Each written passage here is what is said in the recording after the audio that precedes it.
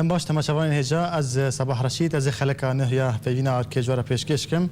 مجرم ایرو لسر روشا کنها روجاوای کردستان تیدار درباز دبه و پنابریا کردنوی بر ولاتن اروپای و صدم نوی چنه باندورا وی لسر روجاوای کردستان هر وها چر سریا وی چاول به میوان مجی لسر وی که ما مصطفی سینو اندام کمیته پمندین دروا یعنی کسی ما مصطفی بخیراتی زور سپاس ما مستحيل کو انا کسی هن چاول وی روشا نهای روجاوای کردستان نرم یعنی بری هرتشتی سلا ورز بود تماشاوانین آرکه پرسکریک نما مای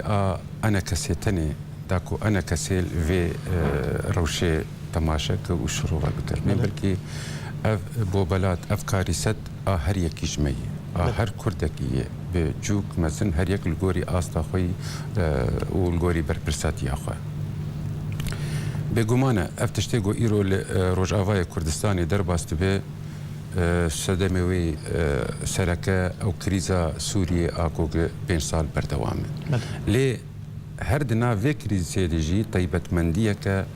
مهیه وکا گلی کرد او طیبت مندیه مجی گریدای به هبون و نبون ما ده سوریا ایرو ده و ده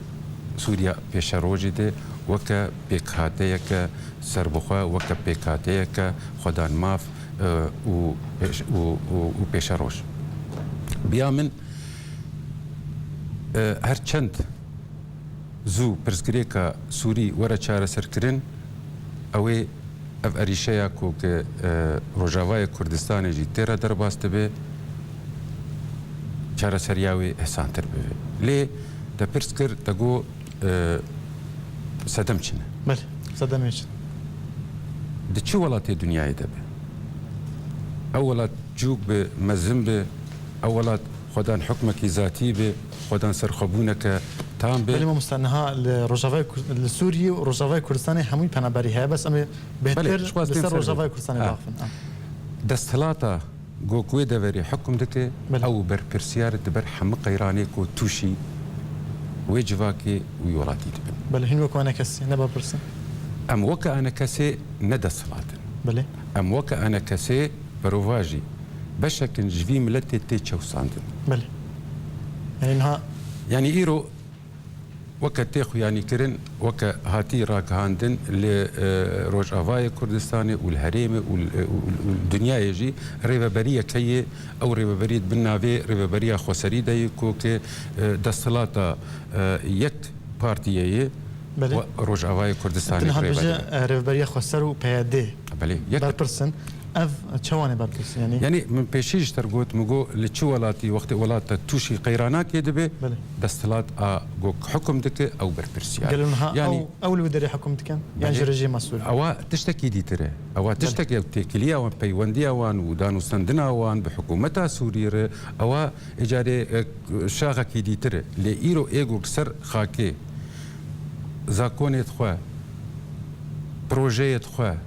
پیشکش دک و جیبجی دک کیه بله او دستلاته يعني وكنا منا قواقو كان بيجن عرض هيجك لكيجا ولاتا كي دنيا شيء بزود نربري هرتشتي او دستلاتا وي ولاتي راده بسر بيانو كار دكش بو چارا سر كرنا او برسكريكي نبستني ولو الي كاريج دنيا تبي تخاسه جبرت دستلاتا كو روجاوي كردستان تشتكي جبرت تشتكي بر بسيطه چیه؟ جبركو فكر ايديولوجيا كيك رنگ توتاليتار تكسكش خو بي قبول نات جو اگر قال روجاوي كردستان در كيفاش درفه او دستلاتش بو چیه؟ مادام كوك بروجا يعني ام ديسا فكر هنا كي بيتشكي سر فكري مادام كوك بروجا كوك ايرو او دمشين بروجا بالنافي امتا ديمقراطي دي نقولوا تيمك كنا تولوي عردي هبه برسكريك تني كي بربك كيم بو برسكريك تنبه ام جبو امتك نو كاردكن امميتك نو كاردكن ديمك نقرنج كي ريفابريا افي فكريه بك ازولو في عندك نها قال لك علي هنا الروجاوي كردستان بجا انا كسيجي وكو تفدمي وكو ريفابريا خسر بربرسا بيغمانه ما انا ما قلت هر يك تقول الغوري استا خبر برسيار بله جما ما قلت هر مالك جما هر جنجك جما هر جنك جما هر خورتك كالميرك ام حمبر برسيار اجا تشاو تفكرك السياسي وكأنا كسيك وكزاسبيكي دو خداني شاندان وكدنجي ملتي كرد لروج افاي كردستاني وين بر برسيار هەلبەتە وژی بەرپرسیار ئیجا بەرپرسیاتیاوێ ڤەدگەرت تشتنی دیرۆکی بەێ وەکە چ وەکە دەستپێکێ چاوە ئەنە کەسێ هاتە دامەزراندن و ملت پشتگیریا وێ کرد و ئەو دانە پێش فەرمۆکە ڕێڤەبەری ئەمە بکێ و ئەنە کەسێ ئینسیاتیڤ دەستی خۆبەردا ئەو بەرپرسیارە دێمەت دەست پێش خێری مبادرەش دەستی خۆبەردا ڕژێمە سووریە بەرپرسیارەتەوەی هەیە دوێت شتێ دەیاننا ڕێژیمە سووریە بەرپرسیارت بەر قەیرانە سووریە گشتە ڕێژیمە سووری بەرپرسیارت بەر هەموو تشتێک ئیرۆ لەسەر خاکا سووری تێک هینەکوانە کەسین دەبێژن ڕژێمە سووریە ڕێژ پیادێرە خۆش کرد و ڕێڤبەریە ئاوا بکە کۆ لە ڕۆژاوای کوردستانی بەدەسەڵات ji ber çi dixwaze ew rêveberî wekû tu dibêje xerabe ku xelkê wê derkev. Rejima Sûriye wextê got rêda peye dê got vî karî bike ji ber ku rewşa got rejima Sûriye tê derbas bû pêdivî bû kokê layangira ya ji hevalbenda ji xwe bibîne bi taybetî di nav kêmjimara de çi kêmjimarê netewî bin çi olî bin yanî ji wan re helbet em bêjin deverêt Kurda pir giring bû got cestê wan nerçe tu kesê din nekevê demek ewan خست گوکتیخن بن کنترلا کردان ده لبناوی کردا ایکوگ نزیکی وان تکلیه وانی دیروکی پفدور هبون کی بون بگمان پیاده و پیاده جی آماده بوش ویکاریره چکداری خو هبون لقندیلی بون راسته لی داکتن و اردیا کوانجی وک زمین کوانجی بری الهنتر هبو چک و هیز آماده کرن و بونه ریوبر بەێ هینوەکو ئەنە کەسی هێنی لە ڕۆژاوای کوردستانی خۆنیشاندانان دەبن ناوێ ناژ بوو کۆچبەریە ناژ بوو پەنابەریە هێنێ لەدار بخێن ئەف خۆنیشاندان وێ ji بۆ چ بێ گەلو وێ بکارە پەنابەریە ڕاوەستێن پشتی کۆنگرەیە سیەم ئەنە کەسێ هەلبەت ji ber ku ئەنە کەسێ ساڵی بوهوری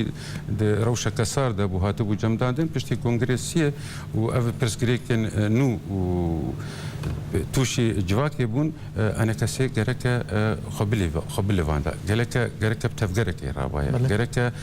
ئەو ملێ دەستپێکێ دانی بوو سەر ملیە خۆە ئەو بارێکدا بوون سانی بوو سەر ملیە خۆە دیسان نوژەم بکە هەلبەت بریار ئەو بوو کۆک ئەمێ دەست بە چالاکیە سیاسی بکەن ئەمێ دەست چالاکیە دیپلۆماسی بکەن ئەمێ لە بەرامبەرێ vê سولتا دیفاکتۆ خۆنیشان بدن کۆک ئەم نەڕازی نژوان شەب تایبەتجی ئان هاکاوا کۆک وڵات والا دەبی یعنی وا کاریسەتەکە کاریسەتەکە پڕ مەزنن ها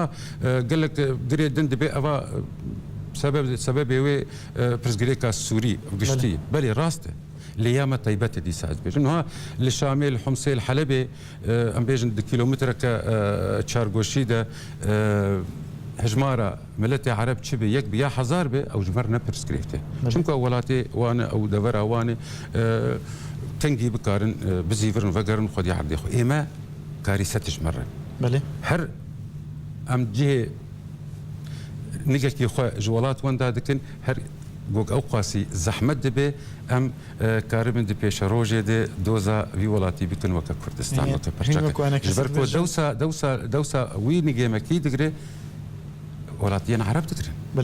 ئێمە ئەم دەردەکەون وڵاتی عرب بکەن بەر vêz bêjim ئەنە کەسێژی گەرەکە ئیرۆ bi karê xwe û bi xebata xwe divê arasteyê dirabe bi taybetî çalakiye wehînê xwenîşandan Rojavayê Kurdistanê di roja nehêvê heyvêda hîn li dar bixin ev xwenîşandan wê bikare pîçekî rawestînin vê koç nexêr ez bawer nakim ev xwepêşandan wê karibin evê pirsê rawestînin ev weke çalakiyeke protestoyê li dijî ئەوێ کۆچبەریە دژی سەدەمێن vê کۆچبەریە ناسکرد لێنە معنا خۆ ئەف چالاکی بتەنێ سەری خواوی کارە بێ پێواژۆیە گۆکاتی دەستپێکردن و کاریسەتەکە پڕ مەزنە وێ براوسین دنەڕینامە دەبێ لەگەلوا چالاکیە کارین پراکتیکژی بێتر بێنکردن مەسەن وەکە نمونە یەک جێ گەرەکە تەفگەرەکە دیپلۆماسی هەبێ لەسەر ئاستا ناو دەوڵەتی ئاددا تەفگەرەکە چاندی کولتوری دناو پەنابەرە بخۆت هەبێ بەێ مستەمە بێن سەر تەفگەرە ناودەوڵەتی و تەفگەرە ئەنە کەسی لە دەرڤای ڕۆژاوای کوردستانی بەس ئەمە نها لەسەر ڕەوشە هەندری ڕۆژاوای کوردستانی باخفن ئەف چالاکیە و ئەنە کەسی ڕۆژە نهێ vê mehêda dar bixe ev çalakî dibêje ku nikare van vê koçberiyê rawestîne ji ber çi ئەنە کەسێ چالاکیە dike eger nikaridin ئەوە دەستپێک نەکم got ئەنە کەسێ خۆ ئەکتیڤ بکێ ئەنە کەسێ وەکە بەرپرسیارەکە ملەتێ کورد گوک حتی دم کدو دریش بیت افکار بود بیک آن خو اکتیو بکه خو نشان بده گو او کاری برولا خودی بله انا کسیش برچه ویل دجی کوچبری و پنابری خو نشاندان بکه کو داخواز خلکی بکه کو نشج دروا جبرچه انا کسیل دجی صدمن و انا كسيت بجي بهادي اجبرتش لدجي بهادي خو نشاندان هناك از باور منو افني افخو نشاندان نا تاني لدجي كوشبريه جلتر بيدر نكم لدجي صدمي وينجي لدجي اركي وينجي كاش بوتشي اف كوشبري تشي بيشيش سركوت يعني او ده صلاتا جوك هي اجوك حكمتك او بربرسيار برحمه اري شي عندي ديما قلتك انا كسيدر دك وفي برسي بروتوستو دك ولدجي ويدر دك لدجي حم بريارين افي ده صلاتا دي فاكتو دك او بريارين كوك بوني سبب بوني جي ناف صدمه جوك افكوش بري وسا بهز بوي بيفتري بله انا كسي ويخوني شاندان بك افخوني شاندان بيادي ريغريلي بك انا نرينات دنارينا من ده يعني او بخوري جريليت كي يعني نحوجي انا كاسيجي نقول يا زيدر كم كولانا وصاب بجرساي لبيشيا اوفيسيا خو لبيشيا درك الدراهان ده افا دبي وقت مشترك قلت ابنا بخوني شاندان اف دبي نافي دبي تشتكي الشرمزار دك تو بروتوستو دك تو الدج دسكنه كان جيكو انا كاسي براستي داكته ميداني وجماوري انا كاسي دان دو انا كاسي و حمي تشتيقوا لكردستان سوريا تينا كرن بروتستو كرن دباوريام دويتش اجا قد خادر ولا خو هذه هر كومبونك حتى كو دهندري هولندا دهندري مالندا جي قد غكريا كو تشاو العفرينه كان جفين بارتيان قد غكرن وهنا كساتين بارتيان انا كسيج قرتن لروجا لبيشيا باراجهن انا كسي قالوا قد غناك بلي افيك ج سرشتا حزرة يكرنجة ايديولوجيا يكرنجة تتكس اكيد قبول لك تشير رخني الخو قبول لك تشينابه از بيجم تشاشه بله ما دام قوك تشينابه ديمك اول ديجي ترابو او تبتشاو السينشي لقرك امجير اماده بت امش حمد تشتير اماد ما دام مخكريه بربرسياري ملت دبيك امش حمر رنجي تشو ساندينير وقد خكرنير اماد قالوا انا كسي بس هيفي دارم هيفي دارم قد ماويا فاتشان صالي قد بهوري بطيبت شي اف دو صالي داوين انا كسيك يهاش تبي وي باوريه كو يان دبي هبه وبربرساتيا ملت بكي وريبريا ملت بكي كيم زيده افيا تشتكي لي تري ياجي دفش خبرت بله مستمنها هر نافرك اللي بشتينا فريا من بحثا كاري انا كسي جدرفاج بو راستنا في كوچ بريه هر وها شيوين شارستريا في كوچ بريه كان ها رجاوي كرسان شيبيه بله مستمن بله تماشاوان هجا نافرك ام دبت كر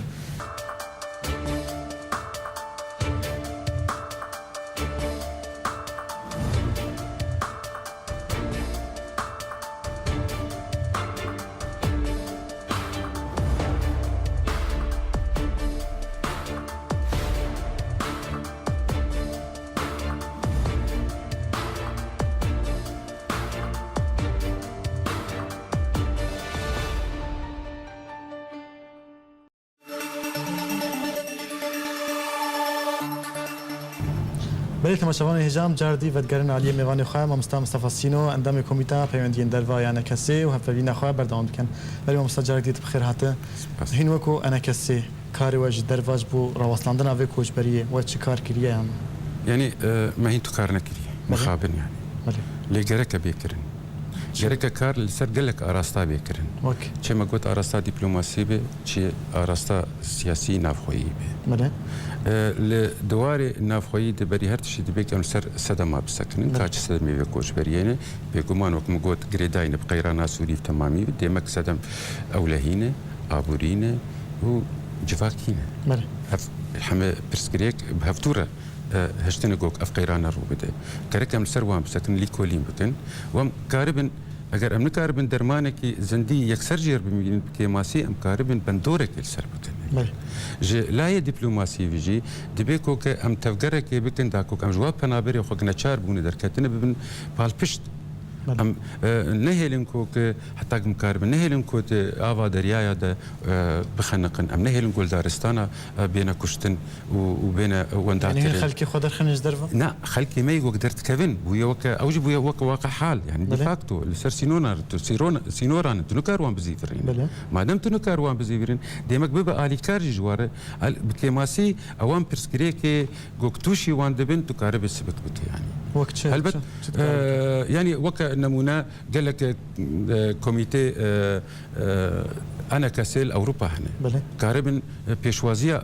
خلقا بكن كاربن باري وان الورهسام بكن وكان نمونه روشا جوك ايرو لسر سينورا توشيد بني يعني ايرو بين سينور المقدونيان اي سيربيان تجفنا بربون وان دي ما كوتشينه بله كا ما تشكاركي دبلوماسي كري يجبونا امجي لقل اوبوزيسيون سوري بتواي كاربن هنكي روشا خراب اواكسا سبك بكن رجالو اوبوزيسيون سوريا كاركس بوفيكي كريا هناكو انا كسجد نافا ائتلاف دان لا هنا كشوات بيجم يعني تكار هي نهاتي كرن ما دام تتوشي بروبليمك راستقين هاتي براكتيك ايرو بنابري من روج هر ساعه هر قاب توشي بروبليمك قلكي جراند من لسرسينورا ديما قرك اوبوزيسيون سوري جيت يعني بل قرك وامجي دنابته يعني راست ام دناب ائتلافي دنه ام دناب اوبوزيسيون دنه شان دام هي لي وك انا كسيج قرك جدا ام قاربن تفكرن بلانك خويا دبي كم ديني وبلانيجي هدي كاب جيب جبرش افلان حتى نهات اخير بيا جبرنا تشالاقونا انا كسي دم دريش بله نمقوت في صال بكار ما بو الاليه ائتلافي الاليه ائتلافي عيني برسكريكي تبخو قوت اوبوزيسيون سوري جت ناف غيرنا ائتلاف خدنا كريزه كتر واسطه او بخوجي نو كفد فكرن او بخوجي نلسر هبن يعني ثاني او بخوجي هاجر بري صالك صدو حفتي دولتي بشكريا وانت كيلو بكي جماره وان دولتي جوك جوار بيجن مرحبا بركيم بويا او جيني كارن تفنا قرن يعني جري ايمج ما وك انا كسيتشتي خصني دي بيكو كام شالاق بالغوري درفتي جو دستي مثل الجوري يعني تخوا راس امنا كارن بي امي بشاف روجا كده افي روشي قشي بكرن لي جرك ام تف بكرن جبو هما ام كاربن وقت تشتكي بتشوكجي سبب بكن لسر ملت يا ادي تر هري جرنك او كاري مي هندرين كاري مي نام ملت نام فنا براد ايجو كيرو الهريما كردستاني ايرو تركيا ام اجا كاركي چاندی کلتوری سیاسی بوار بکن بوان فهم کرن بدن چه معنا درکتنا جوالاته يعني الهريمة كردستاني به از نابيجن بنابر او جوالاتي خو هاتي ولاتي خو تناس سبهي جو كروشن كي ارام باش بي اتفاق سياسي چه بدون در كردستان سوريا ده برانيا وكسا آمدن فكر غاوا جو كروشن كي باش غاوا دفرت كارچ ون غاوا جو روشا اولهي باش تربي اواناي وگرن اي تركيجي او باوريان برانيا وين فكر لي ايكو قدرت كذا اوروبا او زور جزوزو فكر بر زور وشخو هذا خطر مثلا يعني هذا خطر ديموغرافي او كونجالا ديموغرافي اغو كم تكفيني بري ام دزانن روشا هريمي ما نسدي صد كردن يعني برسكري كان يعني تداخلات فرند اورتاما وعربات دول دورنا نرى مثلا بشتي 10 كيلومتر جاري باريس غا حسكي بشتي 10 كيلومتر عرب تسبيتكن دوري نرى بشتي 15 كيلومتر ديمك أفرو شاقوك بري خدان أريشة وبرسكريكن أم هين خراب دركن أم يجا كونجالا ديموغرافي فردكن جوك سبهي براستيجي أم دركن كيم جمار لهندور ولاتي رجيم أسد بريا دمك يقول رجاء كردان للسورية بارزقها حسكي 36 الصدية قالوا اف رجاء نهابو يسو 6 صدية رجاء كردان بشتي في كوتش بريه نها بلكي وجه رجيم اسد اوجي يعني رجيمك الشوفينيه وتجاري دام بيدام بكردانه دايغو كرد هي وكا نتوال نسر بخول سخاكا خو يديروا كي وبيرسي بشاشه لحقيقه الجورغوك مرا انا شوبين روشي بلكي رجدا كاتبوي عيني وي نسبتي يعني رجيم تزاني وكو في كاري بك رجيم باش زانك انه ما دام سوريا قش فالاد بله سوريا قش فالاد بتيمك وبيكو مان دفرا كردي جي فالاد باندور اجاري دفرا كردي دس او يا اخوان زوتر فالاد یک جه وکم گوت کریزا سوری و رژیم سوری و کاری خرابی کدو عادت دستلات اگو مبره و دبی یعنی ناس که او دستلات اگو که خلقی بزوری دبی لش عسکریه زاروکی نوهاتی دراوین و دبی دیسانجی دبی ناوی لشکریانه چار دبی ناوی برخدانه ده گوک درا ابا باجال سر خلقی دسپینه خلقی دگری دچاوسینه ناهیله تفجر سیاسی کار بکه یعنی همه کاری گوک دستلاتا توتاليتار آيك رنگ بري وحتى انه در حقا ملتي سوري قشتي وملتي كردي بطيبتي ذكر بردوامه بله بردوامه ايجاد بالنافي كردر بله ما مستنها كردين ورجافي كردستاني جهه خدرت كيفن مالو ملكي خد فروشن لجهه وان عربتي بجهه دبن بله قالوا اف عربي بكان روجك بي كردي بكان عرب جهه خدر خين يعني بريج عرب هات نولو بله مستوطنات عربه يقول هاتنا أفاكرين عربي غمر وحتى رجائي لو تبقى الصلاة دستي مرجتي أمن كارن درخن جبرت إجا تشاو أمي أنا أفيك بين أمي وان درخن جبر بروجاك مي نتوي زلالتنا بله أنا أذكر جبر أم كردش هفدو جدانة بله أنا كسي دبيجا إما أم لقال دولتك فيدراليين بله دستلات داري هرمت كردي دبيجن إما أم دوزا أمتك ديمقراطية دكن أم دورة جواكك ديمقراطية دكن أم ندوزا ما في نتواكي بطيبتي دكن بلي ممسطت بيجا عربي كوهات روجافاي كردستاني ولا توشي لو ديري بجهمو أو يجي في خدية ولات وتبيش روجي دا قروش في رنجي درباسو به حتى نيقول هالبجارتني الديمقراطية جي شي ببن بلي أو يا عرب سركبن انت تشتك نافي روجافاي كردستاني نامينه أجر جوب في رنجي بردوام بك بس باورم ام يعني بيش ناخذ بيج قالك يرشبين مدفيده اللي تشتكي وصا هي كمان دابتون يعني كبار برسن دي ساز فيجن ام حمد بر برسن اللي بري هر كسي د صلادار بله كي في ولاتي كي فان هاري ما بري بدبي الچارەسەری چیه يعني مگوت چارەسەری بري هر تشي گرك ام خداني في ولاتي حمه هي سياسي الهفدو بكن بله ببن يك برياري بستينن رضا خوب يكن هزي خوب يكن وام فان ولات في فان هريمي خبريفن ددو ام باشكو جه بدن روشا ابري يعني وكان منا انا ك بودجه ميزانيه خسريه ديمقراطيك الجورتي قوتني بسي فرميكو هاتي راكاندن 3 مليار بريسورينا وصحيحنا كا جوا برا تشي جبونا بيشوچونا هريم وجبونا دابين كرنا جي كار ج خلكير هاتن صرف كرن بله كا تشي بروجي ابوري هاتن كرن انكو انا كسهن امادنا لقل بيادي وتدمي رونن جارك دي سيرفي بروبلما كانوا رجاوي كردستان تر درباس بيكمان ام امادنه رونن وام امادنه بهفتورجي وقت انا اني زمان سدما جي ليكولين بكن والشارع سريع جي بكر بله چمكي تشاوا بيجي ام حمي خديه في ولاتين ممكن يعني ابد شو هذا برينسيبي ديمقراطيه اساسي بلكي ام وانا كفدو بفكرن بله ممسك لقابا اريشت بيش يامرو ومره خد بين خديه في اريشه غرك كيماسي لسروي ام هفدو انا كسي اماده بمرجو الشرط اللي قرت تردمو بياديرون تشكي بمرجو الشرط ني نهاج بونا جبو قبل هفدو بكن مقودي مثلا وقب النمونه ركفتنا دوك يا هادي داوين هي نولو كاورنا ام في ركفتني بيش بدن كاورنا ام سيرفي ركفتني رونين دي سالي فقرن وام هفدور براستي رنجكي براكتيك وي جيب بكن نتني السركا غزي من نتني جي الجور حزروا بوچونا طرفك افري كابتن ورا بيك انين جاجي ورا جيب بله مستجبرش تفدمو بيادي وكوهين بيجن جبرش ناخذ في ركفتني بجهبك جدي هتشتكي سروشتي وكم قلت يعني اف ايديولوجيا يك رنجه اف ايديولوجيا اقوك شخبيه تكسي نابينه يعني كنجي وقت امي بيجن بيا ديشا خكج بكك بلي ممسا اگر تفدمي كنت هاد بيجي يك رنجه يك اليات تشتكي ناخذ كاري هفداش ناخذ هين وكو انا كسي هين تشبكن كو حتى اف كوچ بري راوستا تقولين بكارن هنا كي كان بكم انما قلت بيك انا كاي دس بكاري خوي سياسي وثقافي بكن يعني دام بلتي خذ هنا كي واطيا عرض وهشتنا عرض جملة خور الشروفة بكن يعني دسبيكا شورشا سوريا دكافاكو خورتي ما جواني ما جنجي ما رابون بخو بيشاندانا قال لك درش بلينكرن درش مي